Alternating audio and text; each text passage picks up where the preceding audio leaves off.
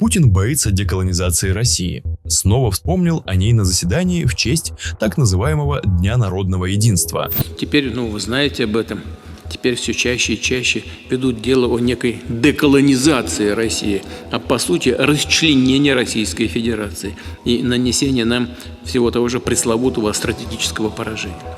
Выдумали даже особый термин, некая пост-Россия, то есть лишенная суверенитета территория, разорванная на мелкие подвластные кому-то на Западе осколки. Конечно, в его голове это все козни Запада. Коренных народов для Путина не существует в принципе. Несмотря на то, что ничего у них не получалось в течение не только десятилетия, а столетия, можно сказать, тем не менее, это все продолжается, и угрозы, значит, у нас сохраняются. То есть, что значит не получалось? В 20 веке десятки народов от финнов до туркмен освободились от России. Еще десятки сделают это в 21-м.